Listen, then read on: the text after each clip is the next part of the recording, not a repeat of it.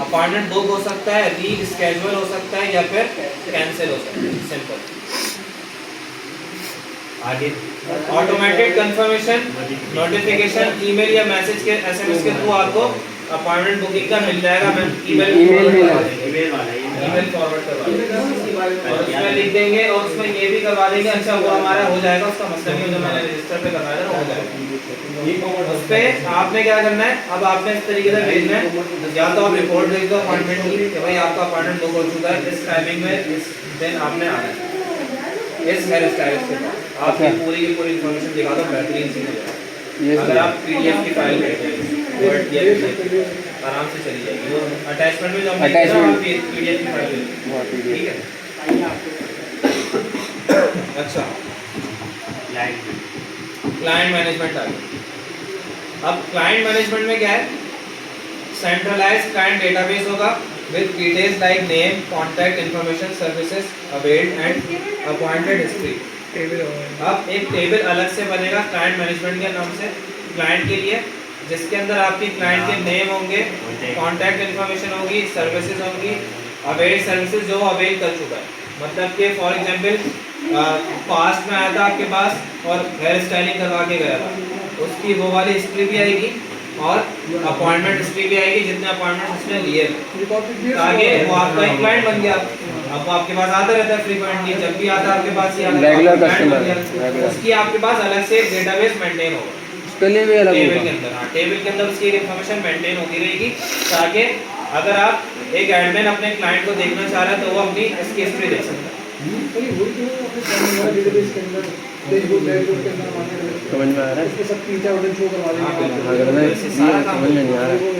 Searching होगा, adding होगा, editing होगा और डिलीटिंग क्लाइंट प्रोफाइल होगा। जो क्लाइंट आपके पास फॉर एग्जांपल जैसे क्लाइंट सारे शो हो रहे हैं, उसको आप सर्च कर सकते हो, उसको एडिट कर सकते हो, उसकी प्रोफाइल देख सकते हो, उसको डिलीट भी कर सकते हो, सारे क्लाइंट ऑपरेशन परफॉर्म कर सकते हो।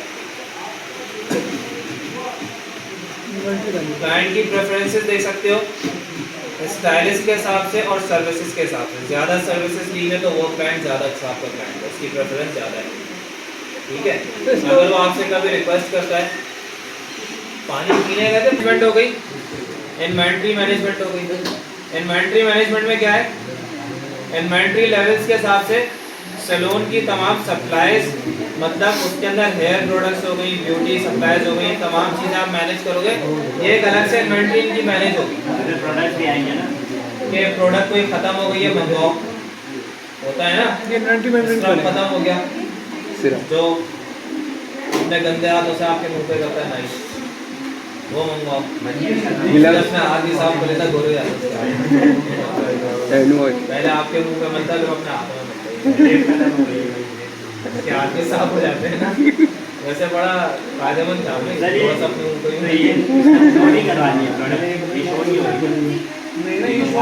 ये एडमिन के लिए, एडमिन के लिए हाँ उसको पता होगी तमाम इन्वेंट्री मैनेजमेंट वो करेगा, ठीक है।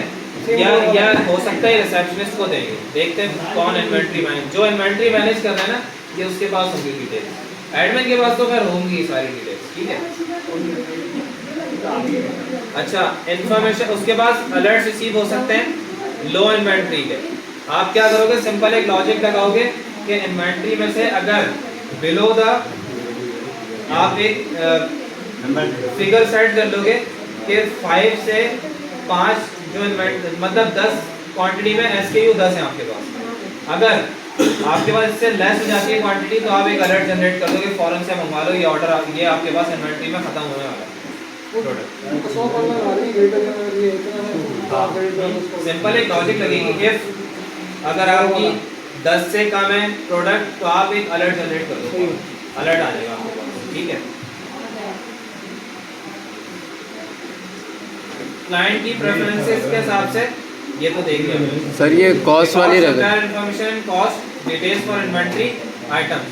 अच्छा सप्लायर की इन्फॉर्मेशन आपके पास होगी सारी, जो सप्लायर आपको सप्लाई कर रहा है किसी को भी बना देना रैंडम, और उसकी तमाम डिटेल्स होंगी इन्वेंट्री मैनेजमेंट में, इन्वेंट्री आइटम्स की तमाम डिटेल्स होंगी, कितने की क्या चीज़ है, ठीक है। स्टाफ मैनेजमेंट, अब स्टाफ मैनेजमेंट में क्या चीज़ है, स्टाफ की तमाम प्रोफाइल्स को मैनेज कर रहे हैं, like name, contact information, work schedule and commission rates, इसके हिसाब से, ठीक है। मतलब एक स्टाफ हमने रखा हनीफ बाल काटने के लिए 50 रुपये पर डे, ये कमीशन है, ठीक है। कमीशन होता है जो बार्बर्स होते हैं उनकी शॉप पे हर बंदे का कमीशन होता है कि अभी पर डे उसको इतने चार्ज करेंगे हम, तो वो कमीशन रेट्स के हिसाब से आप अपने स्टाफ को रखोगे अपने पास सेंटर। ठीक है। अच्छा, टास्क असाइनमेंट क्या होंगे, शिफ्ट्स होंगी उनकी, सर्विसेज जो वो स्टाइलिस्ट देंगे, मतलब कि एक स्टाइलिस्ट क्या करता है, फौजी कट काटता है वही काटेगा, फौजी कट एक गंजा एक जो सिर्फ गंजा करते हैं वो अंकल है, वो अंकल है, गंजे वो अंकल। उनको अलग रखना, वो छोटे बच्चों को भी गंजा करेंगे, बड़े लोगों को भी करेंगे, नहीं क्या मशीनी तो पेट नहीं है, सिंपल।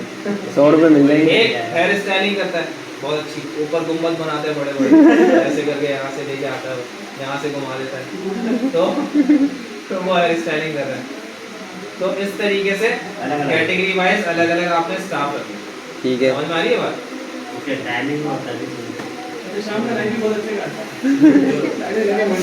तो जंप्स बनाता है, जंपे बनाता है बस सर पे ना जुओं के लिए, भाई आगे स्प्लिट